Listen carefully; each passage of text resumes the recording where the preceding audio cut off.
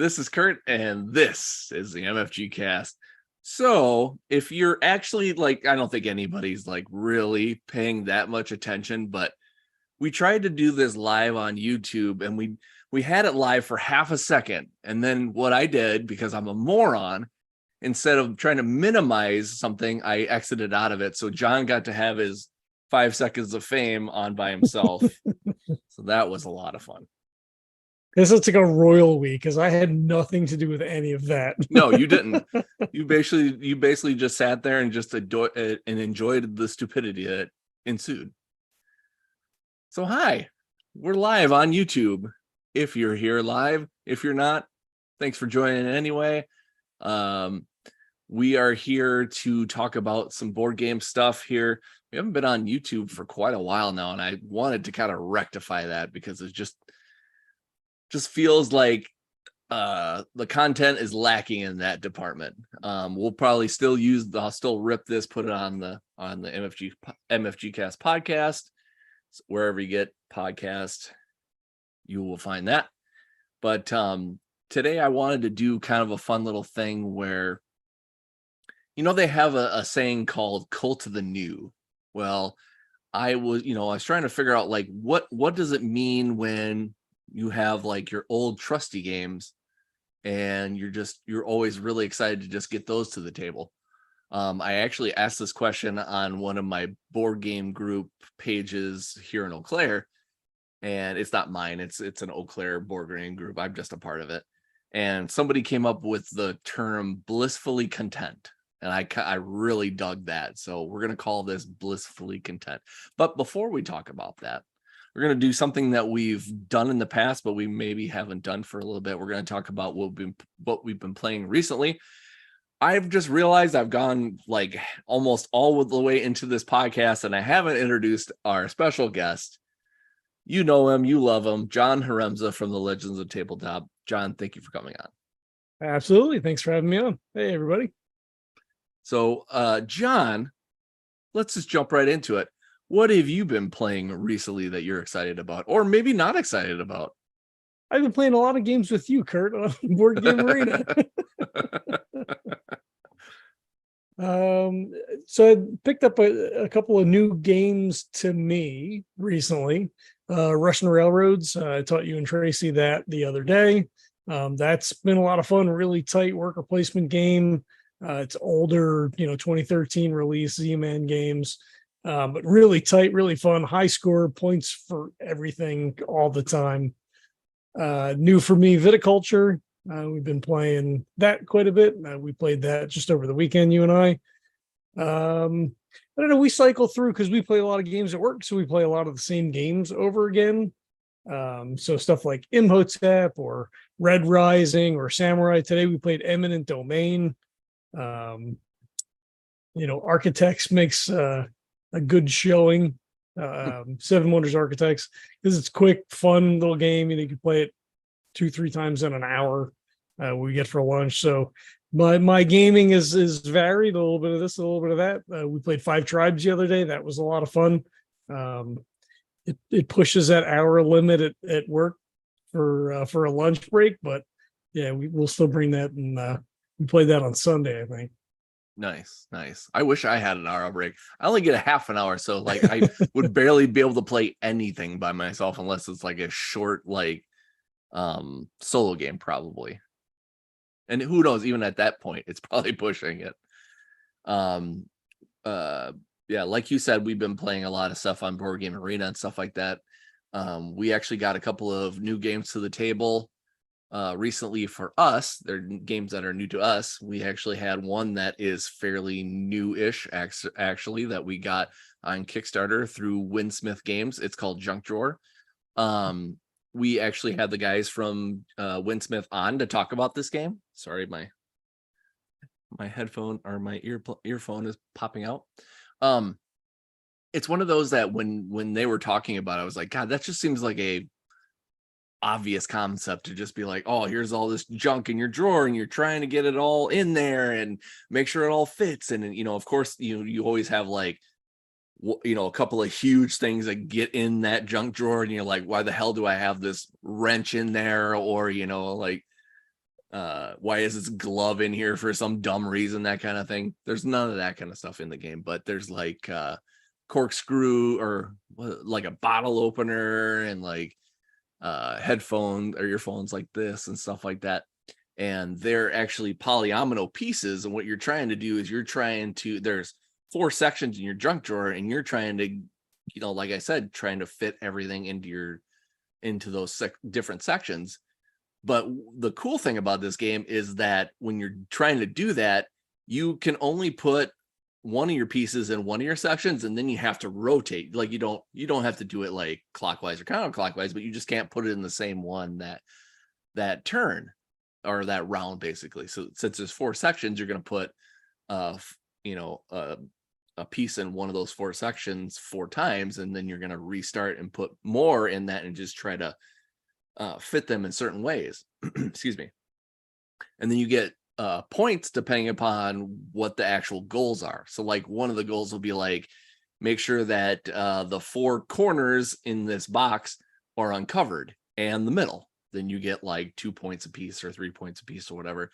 Another one will be like however many empty 2 or however many empty spots of like 2 of those that you've got there. And you have to kind of like think about it too. Like it has to like cover up it has to cover into those corners and stuff like that to have 2, because you can't like just leave a couple spots open and then be like, well, I've got 2 here and 2 here and 2 here. Well, that makes, if it's contiguous or whatever, then it's 6. That's like, that doesn't count. So like, it's a really interesting concept of like trying to really maneuver those pieces and get them there. And it goes so quickly. By the time you're done, you're like, shit, we're done already. You're just like, wait a minute, I just won, or wait, I just lost really bad. So like it has that cool, like quick replayability where, a lot of games you're thinking so much and you're kind of doing the thing or whatever, and then you're done. You're like, oh, I just lost by a ton. Like I'm gonna have to wait to play that one again, because I don't want to,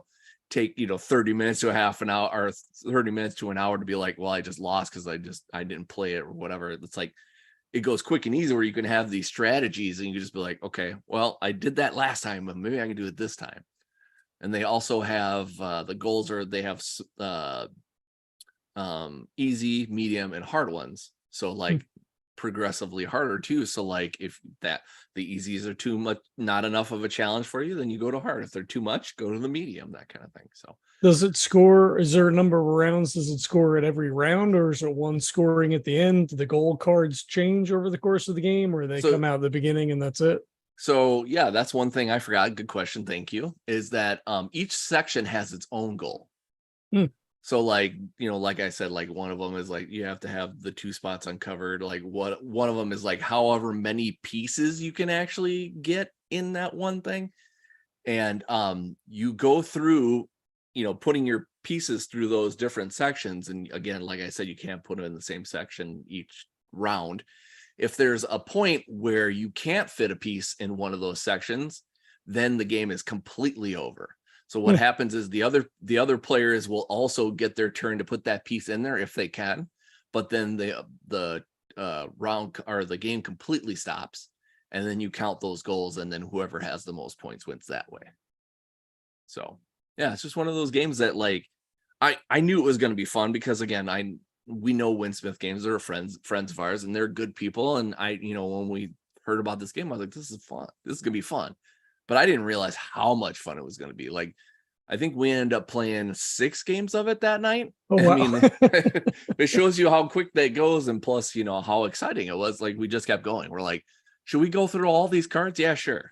So we went through all the goals, and, I mean, not to say it wasn't easy, because it definitely wasn't, because I think I got my butt handed to me most of the time. But the fact that I wasn't put off by that also says something. Another game we played is Miyabi by Haba Games. This is one where you're also trying to put polyomino pieces in kind Sensing of a theme. Yeah, exactly. and you're kind of making this beautiful garden, I think is what they call it. And what you're doing is each of these pieces has a certain symbol on it. So like some of them is like a flower, one of them's rocks, another one's like a koi pond or something like that. And then it has like a certain amount of things, like the rocks that maybe have 1, 2, or 3. The koi pond has 1, 2, or 3. I think it goes like from 1 to 3, I think. And you're taking these polyomino pieces and you're putting them in this grid, and I forget how big the grid is, but once you put the symbol, regardless of how the polyomino piece kind of fits in that garden, you have, wherever that symbol is, you have, I think it might be 6 rows and 6 columns, if I'm not mistaken. If you go in if that symbol is in a certain column, you have to put this, I think it's a pagoda piece, you put it in the spot, and that column is locked up for that round.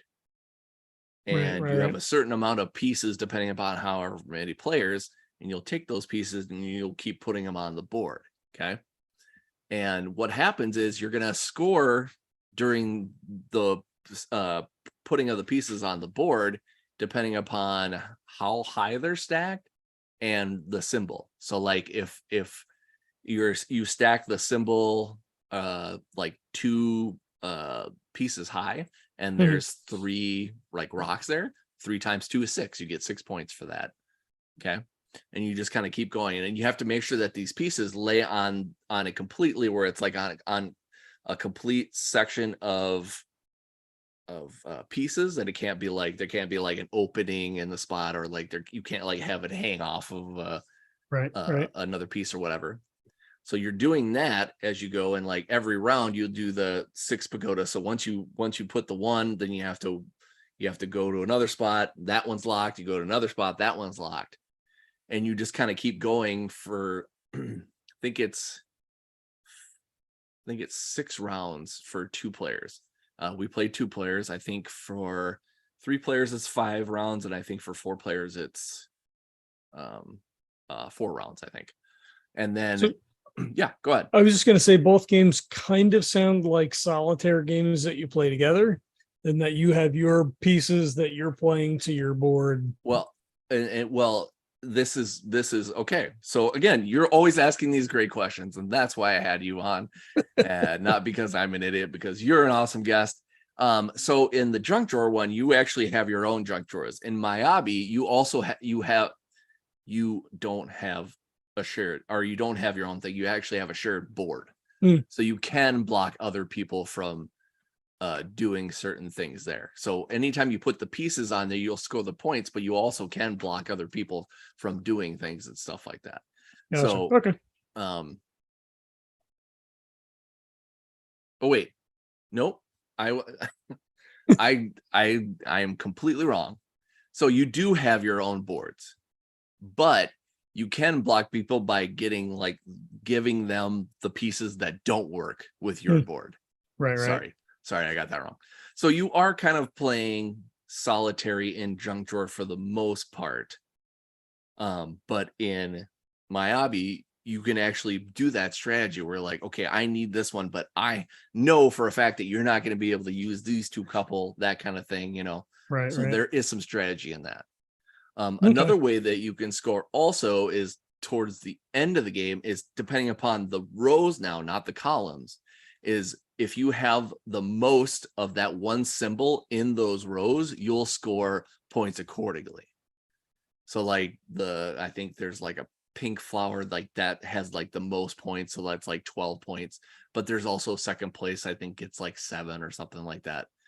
And then you just kind of go down the order, and as it goes down, the points are less. So like I think the rocks are like the least amount of points. So like you get like 6 points, second place gets 3 or something like that. So you add the points between what you're doing for the columns during the game, and then however many symbols you have at the end of the game. And there's something else I missed, of course, so I'll kind of talk about that. Whoever has the most points wins there. One of the things I forgot to talk about is when you're doing the columns and you're doing the stacking, you actually can go up to a maximum of 5 stack. And once you get to that 5th stack, if you're the first person to do so, there are like goal or like little extra pieces that you get extra points if you're the one that gets that 5 stack first. So there's a little bit of jostling, a little bit of gameplay and stuff like that. But it's funny because I feel like more and more we're getting these polyomino games, and it's like, oh, we must really like these games because that's what we're playing or whatever. But yeah, that was a good one.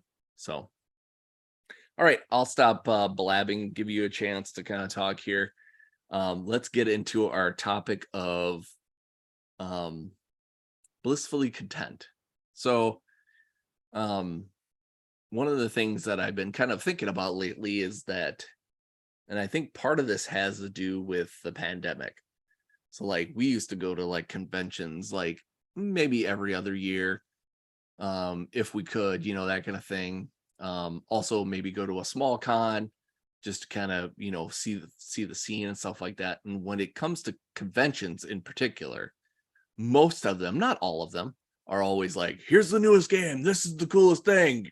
Oh, you're gonna be excited about it, and especially everybody just, Gen Con, yes, Origins, exactly. all the big ones. Yeah, exactly. And everyone's just eating them up. Just gimme, gimme, gimme, gimme, gimme, And it's not like oh, hey, would I like this game? No, this game is popular. I want it, that kind of thing. And it comes more prevalent too as being a board game podcaster, because like a lot of times you're like, okay, well, we need to cover some of the new stuff to be relevant and get the views and get the listens and that kind of thing, Right. And our convention going has kind of slowed down a little bit, and we've kind of been able to kind of enjoy like our classic games and some of the games that we always kind of go to.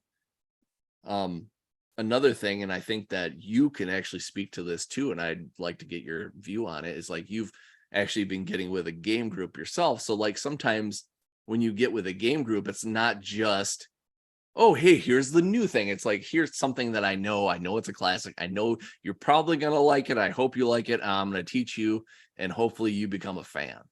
Yeah. Yeah. It's weird for me. Because most of the games that we play, I've never played before. We usually start off the night with like a social deduction game, depending on how big, the group is, because it could be upwards of like 15 people. I think the most we've had was like 9 or 10. So social deduction games are good for that kind of thing. We played Saboteur last month. We played Deception Hong Kong, I think is the name of the game. It's a couple big groups. Actually, one I was the murderer, so that was kind of cool. That's awesome. But yeah, they'll bring games out and they're like, oh, so we'll play this. I'm like, I've never heard of that before. Like, you've never played this before? And I'm like, no. Like, I've only been playing board games for like seriously playing board games for like the last 7 or 8 years. Yeah. 6 or 7 years, I guess, right? Yeah. So the whole thing is still relatively new for me, in the grand scheme of things. My collection is still relatively small. So I play with David Short and his group.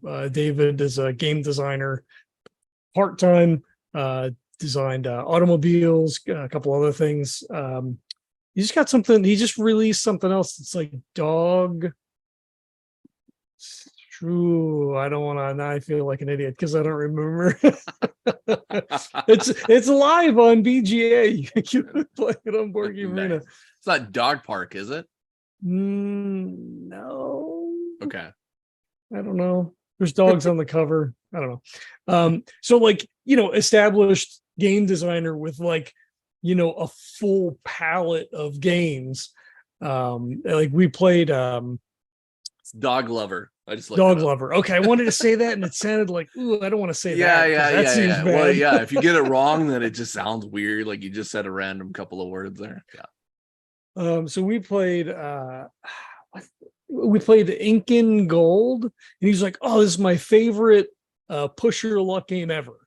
And I think there was like 7 of us at the time still playing. And I'm like, okay, this is like, it's fine, but this isn't my kind of game, like it's fine, but also like, it's whatever.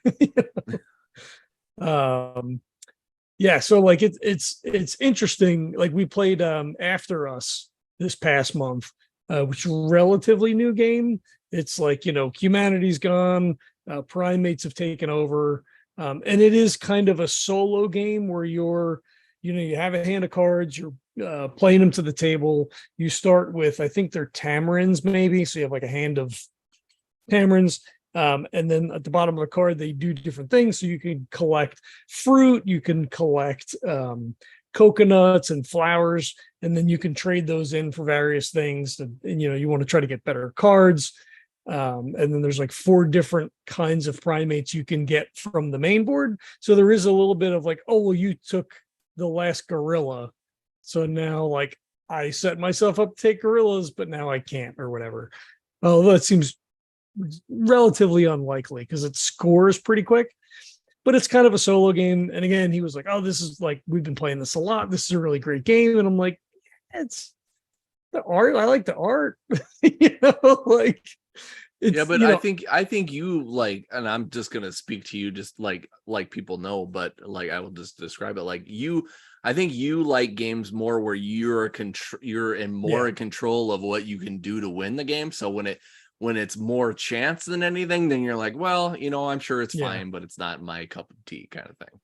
And it is sort of thing like, you place your cards to the left and right of each other, right? So you can connect little boxes to, collect your resources and score points and do different things. And like, that's an interesting puzzle. But for me, like I like a mid-weight Euro strategy game, right? Like that's my wheelhouse for stuff.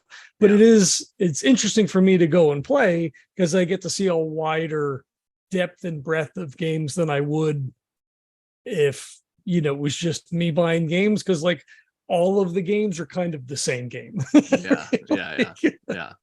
So now that you have like a game group where you go over and they're hosting, like do you think it would ever be something where you would be like, now I'm comfortable, like I can bring my game to play with them? I have. Or you have? Okay. Yeah. I brought one of the guys was really big into Reiner Knizia.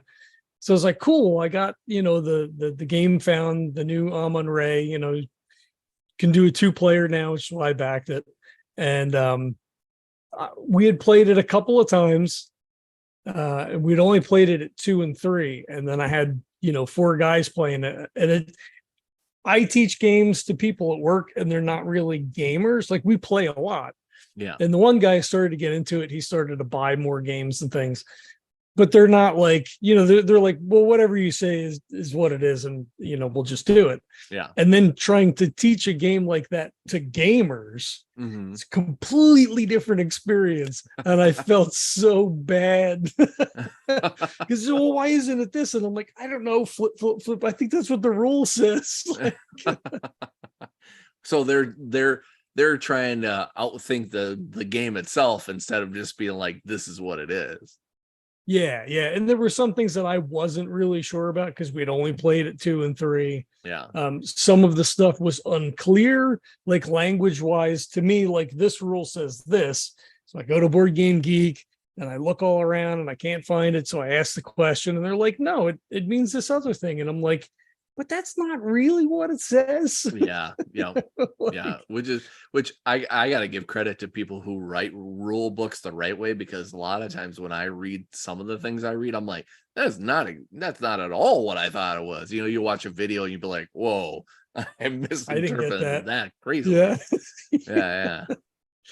So I think that was the only, I brought games before. That was the only time that I taught anything. Yeah. But I think for next month, I'm just going to bring a bunch of Knizia games, stuff that I'm more comfortable playing, Samurai Through the Desert, Blue Lagoon, Chin, like all that kind of stuff. So I'm like, boom, I can knock these out. I know these games for sure. We've played these a bunch. Yeah. It's funny, even some of the games that that you love and you're like, oh yeah, I can teach this with no problem. Like just because I have games with me for visual aids, we played Azul the other day, and I was teaching it to, we have a gaming group. Usually when we have a game group, it's just me and Mike, old podcast partner Mike. Now we have 4 players. It's Tracy is involved and another guy that actually did the siding to our house All of a sudden it was just like this guy, he's like, yeah, I'd like to play board games, but like nobody ever does. I played D&D a few times, that kind of thing. We're like, well, we'll lightly introduce them to it, to board games, because we're like, with some people, even some of this, like what we think are gateway games, some people are like, huh, that kind of thing. And I'm like, just want to make sure we kid gloves. And a lot of the games that we've kind of introduced, he's like really caught on, or he asks a lot of questions, which is good. You should always ask lots of questions. Don't ever think anything, is a bad question, because it's not. And so I'm teaching Azul and how to do things. And to me, I think sometimes what happens with people who play board games a lot, and sometimes this doesn't apply to everybody, but like when you're doing stuff, you're like, this is so easy, you're gonna get it, blah blah blah. So I'm teaching how to score, and how you take the tiles and you kind of slide them over, and then if they're orthogonal. It's funny because usually I can say it and Tracy can't, but now I can't say it. Thank you. You score more points that way. Well, old podcast partner Mike, who's been playing games for a long time, he's like, I don't understand what you mean. He's like, is it like this? I'm like, no, it's like this. And he's like, that doesn't seem right. And it wasn't him, it was the way I was explaining it. Right. I thought it was just plain English, but to him it was like, it was like I throwing wingdings at him. He just was like, I don't understand what you're saying. Mm-hmm. So eventually we kind of I'd like every round I was like, let's do this. We'll take the first one, we'll slide it up, because one of the things that would happen too is everyone would just start sliding everything over and be like, this is this. I'm like, no, do one at a time, because you're gonna get yourself confused. Like I know I would do that. Yeah. So even a game that you're very comfortable with, you're like, you have to be careful, because everybody's got different learning abilities. People have different ways of like thinking and saying things, so you have to be careful that way. And as anyone can attest to listening to me right now, I talk fast and I just go, and sometimes I need to stop and be like, okay, so this is what's going to be happening here, you need to do this and this. But I get nervous, and because I'm a big nervous dork, that's what happens. So it was fun, trying to teach somebody something that you're like, oh, obviously this is easy. Like I've even done that for my dad. I can't even remember what we played. We played a game that to me seemed shockingly easy, and my dad is one of those people that he pretends he's very smart, and sometimes he's not. And I'm not saying that as a rip, because I'm not. I will admit, full off that I'm not even that smart. I have my pluses and my minuses, but I was trying to teach something to him. I think it might have been 6 Nimit or something like that. And there's just parts of it, he was just like, I just do not understand what you're saying to me. And I was like, okay, we'll do it again. So it's this, this, and this. And he's like, I don't get it. And I'm like, oh, and I'm sure other people have done that to me as well, so you have to kind of be careful on how you teach even the things that well. Well, as another, for example, I backed the Crusaders Kickstarter, way back when, had Seth on the show. Seth Jaffe's a designer. Got to play test it at RocketCon here in Tucson. I got to play the prototype board. Red's got it, read the rule book, played it forever. It's been out for years now. Playing it at RenCon here in Arizona just this year with David, and he was like, and there's these little tokens that you get on the board as you get further along. So if you build a certain building, you can get some kind of a bonus, an extra victory point, or maybe the cost to build it is less, or there's a couple of various things. And I was like, well, you got to pick one of those. And he's like, no, I don't think that's right. And I'm like, I don't know, that's the way we've been playing. I'm like, I don't know, where's the book? And he's like, no, pulls out his phone, goes to BGG right here. Seth answered the question. If there's 2 of the little bonus tokens in the hex, you get them both. And I'm like, we'd never played this game the right way. In like 5 or 6 years. Yeah. And it's funny too, because like that, like if something like that happens and I know it's my fault, that makes me feel so terribly, especially when you're playing a game that you really love and you're like, oh my God, I said that this was this and it was never that, it's like, oh my goodness. But you're all playing it wrong together. yeah. So it balances out, right? Like no one has an advantage. Like, I forgot you could do this as you're doing it. That's a whole different thing. Like we just did it wrong. Yeah, for sure.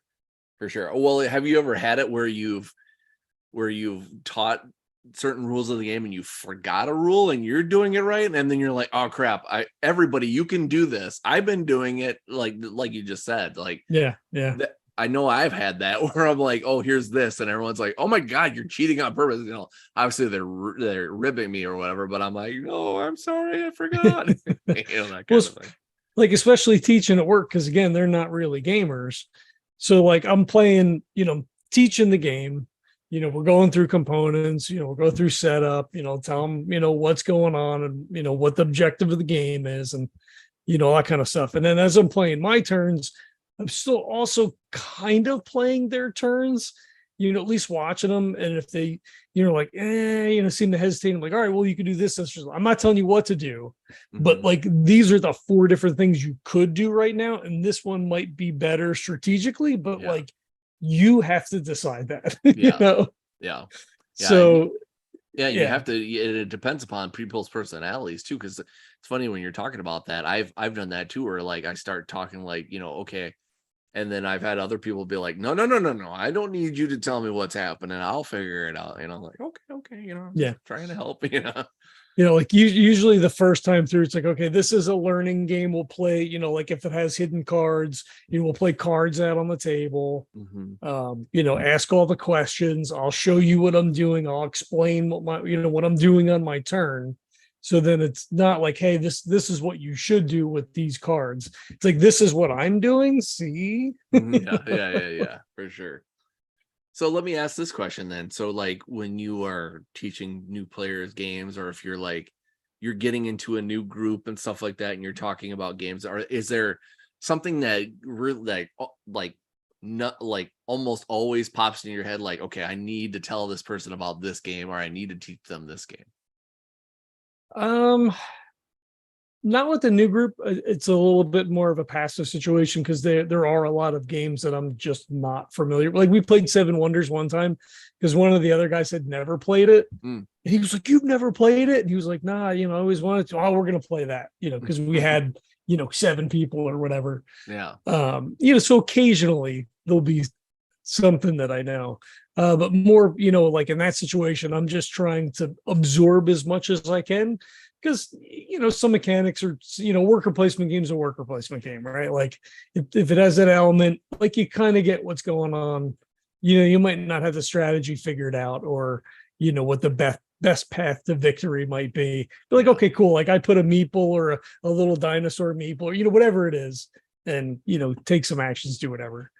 As far as like teaching stuff like at work, I mean, I typically take in games that I like to play and like collectively that they also enjoy, right? Because they only know the games that I bring in. So it's a little, and because of our time constraints, there is, more of a limitation on that.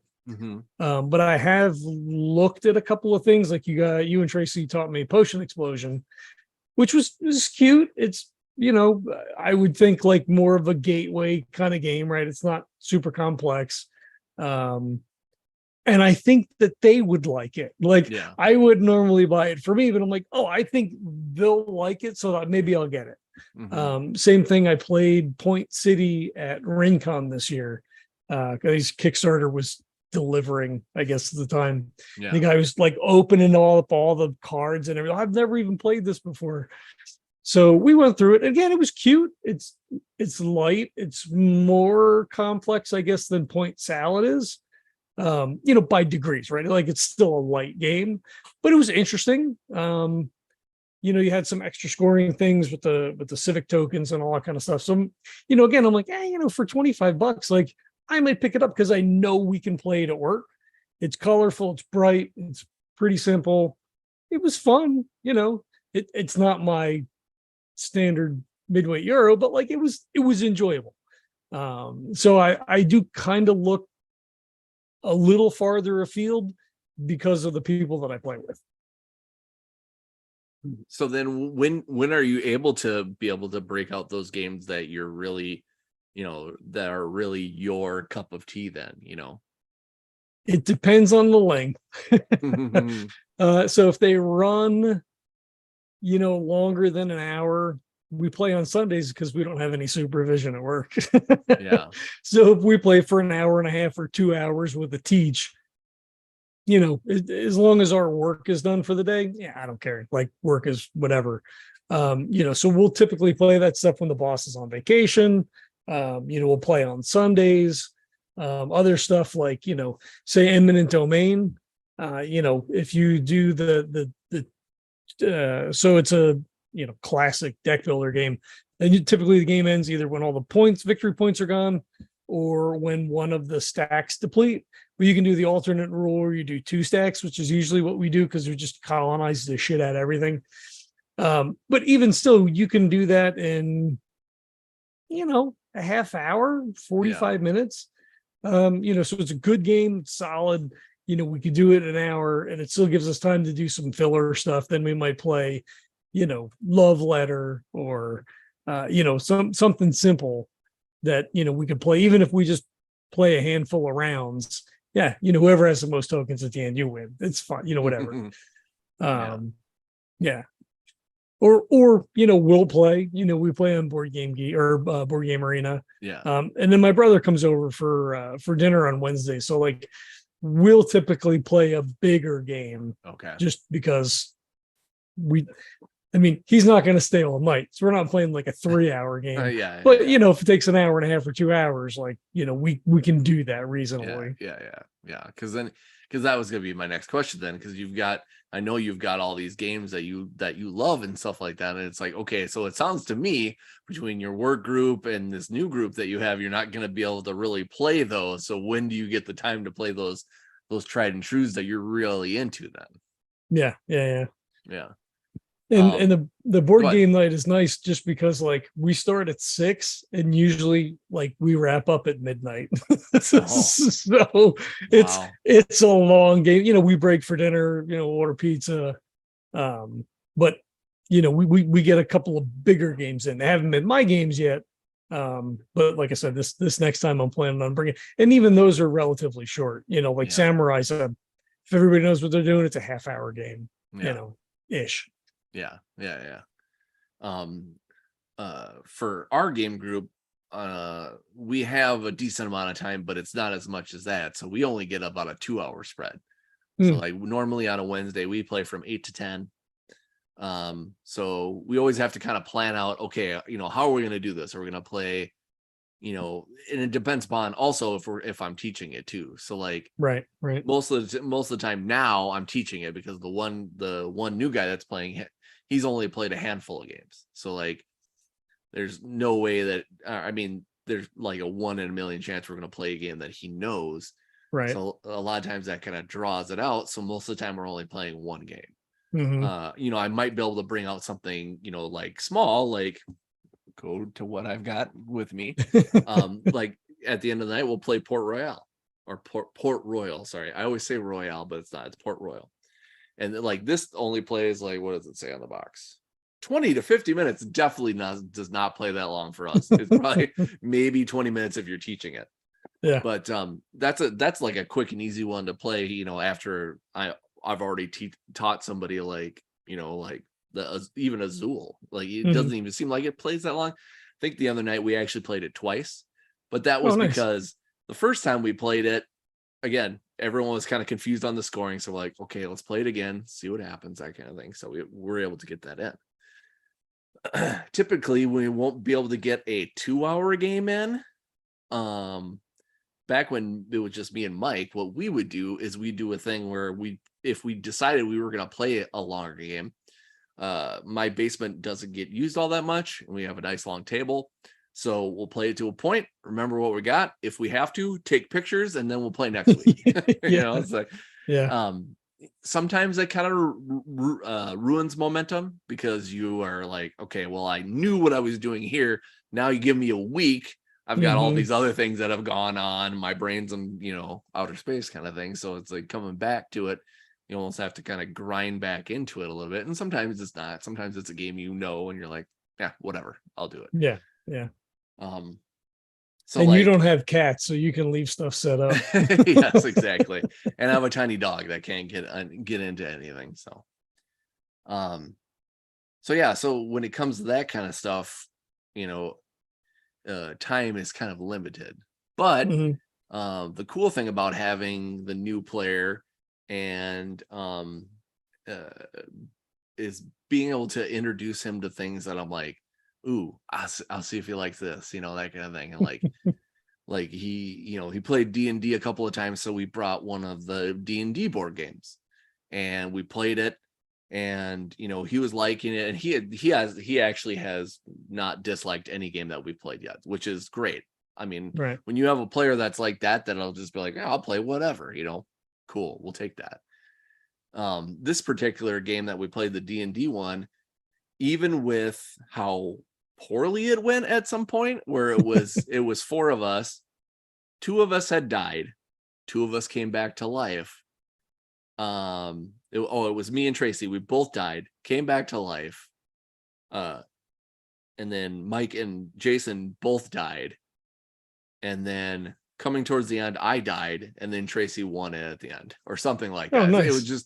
It was literally, she rolled a 20. Oh yeah, we were talking about it. Yeah. It was just like, it was one of those moments where it was like, holy shit, that was amazing. We're just like, it was like actually playing like a role-playing game, and actually, doing that thing at the end where you just save everybody, so that was fun. But being able to introduce games to, like I said, like playing Port Royale, which I showed.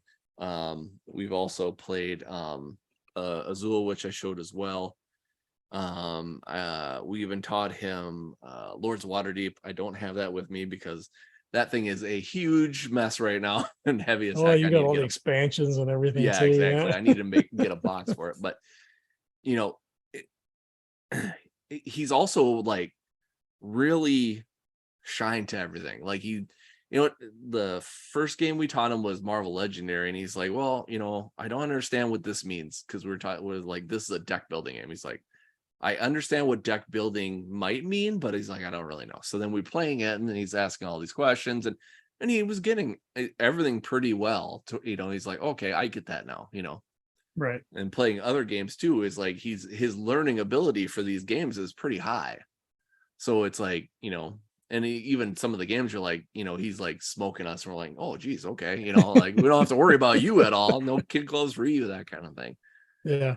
So it's been nice to be able to, getting back to my original thought, is being able to bring out these games that we're really excited about. So we did that Azul, and then we're like, oh, guess what? Look behind me. I've got this Azul. I've got that Azul. I've got that. We've got that Azul. I should say we, not I. We got a lot of Azuls. Most of them play very differently. This Chocolatiers one plays almost like the original, pretty much, except for it's got some different things with the factories. The factories, yes. Yeah. But we played that one. Oh, that's right. We played that on BGA. And so it was nice to be able to be like, hey, if you like that, here's a bunch of these, trying to think of some of the other games that we've played too. So let me just interject real quick. Yeah. The other fun part about teaching games to people who don't really play games is, so we played Eminent Domain today, but the prompt for that was, hey, can you bring in the game that's got the ships? Long pause. Wow. Okay, what kind of ships do you talking about? Spaceships, sailing ships? Like, was it the one with the planets and the spaceships? Eminent Domain? Yeah, that one. Yeah, I want to play that one. Okay, cool. Jeez, yeah. Wait a minute, hold on. Let me go to BGG. Wait, which one of these a million are there? That's funny. Yeah. Yeah. Well, and you get your typical, I play board games. Oh, you do? I love Monopoly and Sorry. And like, you're like, oh, pump your brakes, Val. It's Right. like believe me, there's a lot more out there than just those, Mm-hmm. Even going back to my dad, like, I still don't think he understands what this is, what I do, that kind of thing, which is fine. But, what was the other day? Something happened. I forget what it was. But I think it was like, yeah, I went to a con or whatever, and I actually bought this game from the guy that made it, and we're friends now. And he's like, huh? He's like, that's pretty cool. I'm like, yeah. I'm like, that's why I do it. Now, Yeah. play some games, make some friends. That's the whole reason why we do this kind of thing. And he's just like, oh, that's what you do. I'm like, only told you this a million times. Right. The cool thing about having the podcast is that it I don't mean this in a cynical sort of way, Mhm. but it does provide access Yes. to, like in a convention, guys are showing their games, it's whatever, and gals, just, showing their games like, hey, check this out. We're running a demo, you might really like it. What kind of games do you like to play? But having the podcast does give you an extra layer of, why don't you come on, and then they come on and, you have a nice conversation. Well, that was pretty cool. Well, what is, hey, well, we have this group, maybe you want to jump on, BGA, because like we're going to play on Thursday already or whatever. And then like it opens up like a whole other thing, which Yeah. is cool. It is. It Yeah. is. Yeah. Yeah. And it's funny too, because when we started this podcast, like, I just wanted to talk and have fun about games. And one of the other people that started with us, he was just like, oh yeah, well, we can talk to these companies and get these games, and then we can get paid to do that. And I'm like, no. Let's just have fun talking about games, and then we'll go Yeah. from there, because like I think some people have too much of the rose colored glasses kind of thing, where like, oh, we're gonna we're gonna be this mega hit, and it's like, no, we're just a podcast from Eau Claire, Wisconsin. It's nothing big right now, so let's just start small and we'll go from there. But doing this for 11 years, geez, Ever. the fact that I can actually say that is pretty. I am proud that we're able to still do this. We've been able to talk to a lot of cool people, see a lot of cool things, and be able to just be like, you know what, I helped with that. Like, I think like mine and Tracy's name is on a board game instruction, on instructions of a board game somewhere, and I forget which one, but it's like, that's cool, or like even like being able to be like, okay, well, this game that I really love, I was able to talk to them before this even came out, and now that it's big, it's like, that's Mhm. awesome. It's Yeah. like, I'm not patting myself on the back. It's just cool that I was a part of it, Right. or For we are a sure. part of it, that kind of thing.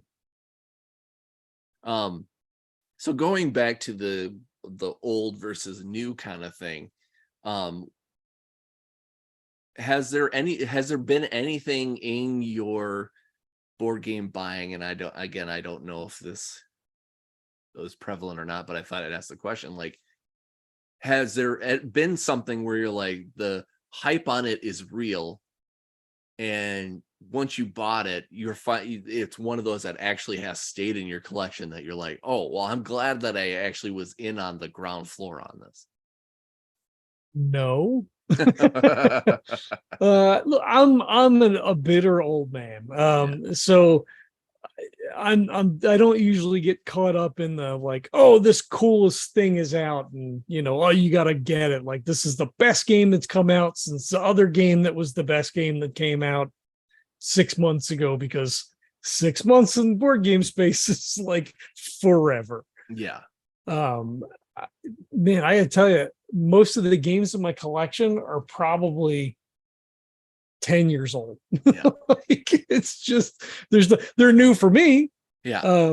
But they're not necessarily new. Well, that's not true. Like, I have Golem. I have a couple of things that are newer. Mhm. But for me, it's about the play experience, but the particular play style. Like I said, my Ballywick is a midweight Euro game because we can do that in an hour at work. It gives enough complexity that you feel like you are designing a strategy to win, to outplay the other players or whatever. So like when Wingspan came out, there was tons of people running it at, I think it was either Rincon or I think it was at Rincon. And I played it like 4 times, 5 times over the weekend. Somebody was like, hey, you want to play? And I'm like, hey, I'll play. And I don't like it. It's beautiful. Yeah. The components are great. The board looks like a little, leather bound, like it's really cool. Like they did a great job. It's just not my kind of game. And usually to jump maybe to the next question, to jump past, like when I look at games, somebody was like, hey, check out Wingspan, it's great, it's coming out, blah, blah, blah, whatever. Cool. Go to Board Game Geek, pull up the page, check out the pictures, what does it look like? And then I go to reviews, and then I go to playthrough videos, and I'll watch 4 or 5 videos to see if it's something that's going to vibe with me. Like, does it look like something I might enjoy? And if it doesn't make it past that stage, I'm out. It doesn't matter what anybody thinks about it. It doesn't matter how popular it is. If it doesn't feel like the kind of game that I might like, it's a no for me. Yeah. Board games aren't cheap typically, especially if you get a bigger game. Not that they're like, price you out of, whatever, $50 for a game that you have for a lifetime is a reasonable sale. Like, whatever. It's like a board game book or a role-playing book. But $50 to drop on something that's going to sit on a shelf and you never play, or you play once and you're like, well, that was a waste. Yeah. I don't have that kind of disposable income, So I do quite a bit of research before the credit card even comes out of law. Because I want to be reasonably sure that this is going to convey the experience that I enjoy. And sometimes I'll take a risk.